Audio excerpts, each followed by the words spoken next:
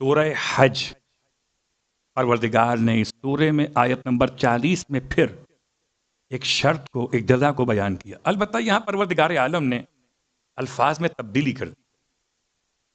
وَلَيَنْصُرَنَّ اللَّهَ مَن يَنْصُرُهُ، اللہ ضرور بے ضرور اس کی مدد کرتا ہے جو اللہ کی مدد کرتا ہے۔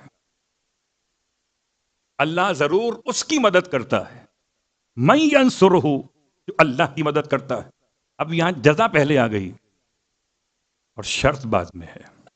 کبھی کبھی ایسا اردو میں آپ استعمال کرتے ہیں جملہ، کبھی کہتے ہیں آئیے سوال کا جواب دیجئے، انعام لے جائیے۔ تو سوال کا جواب دیں گے، یہ شرط ہے۔ جواب شرط کیا؟ انعام آپ کو دیں گے۔ سلام کیجئے، جواب سلام لے جائیے۔ ایسا ہے کہ نہیں؟ کبھی ہم کہتے ہیں اس کے برعکس کہ انعام اسے ملے گا جو سوال کا جواب دے گا۔ تو انعام کا لفظ پہلے آ گیا، سوال کا لفظ شرط والا بعد میں آ گیا۔ جیسے اردو میں یہ استعمال ہو سکتا ہے، ایسے عربی کے اندر۔ تو پورے قرآن میں 5 مقامات تو میں نے گنوا دی آپ کہ جہاں شرط اور جزا خدا نے اپنے بندوں سے، اور بھی مثالیں ہیں لیکن ساری مثالیں پڑھوں گا تو یقیناً ایسا نہ ہو کہ پھر آپ ساتھ نہ رہیں۔ میں چاہتا ہوں کہ ساتھ رہیں، چاہے مثالیں 5 سلوات پڑھیں محمد والے۔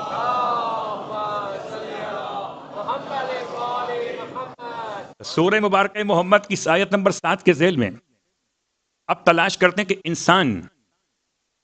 انسان ہو کر، عبد ہو کر، مومن ہو کر خدا کی مدد کیسے کر سکتا ہے؟ خدا کی مدد کے کتنے انداز ہو سکتے ہیں؟ خدا کی مدد کا ایک مطلب ہے مدد ہو النصرت بالمال، خدا کی مدد کی جائے مال کے ذریعے سے۔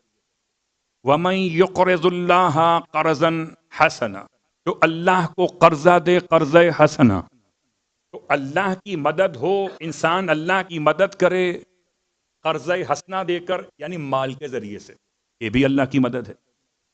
تو مدد کی پہلی قسم کیا ہوئی؟ مال سے اللہ کی مدد کرنا۔ مدد کی دوسری قسم کیا ہوئی؟ زبان سے اللہ کی مدد کرنا۔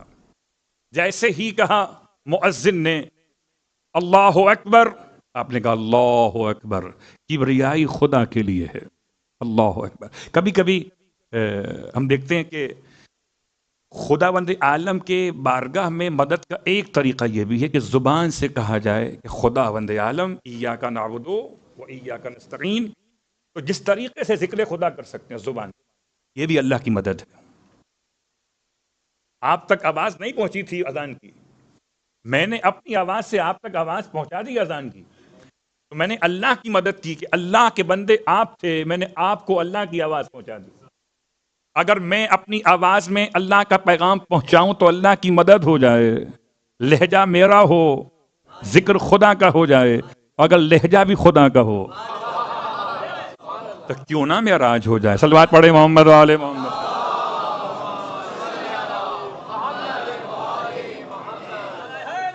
یا بات واضح ہو رہی ہے؟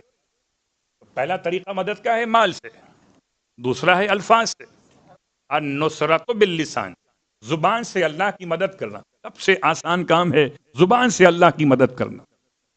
اور تیسرا طریقہ مدد کا ایک اور ہے النصرت بالید، اپنے ہاتھوں سے اللہ کی مدد کرنا۔ ہاتھوں سے اللہ کی مدد کیسے ہو سکتی ہے؟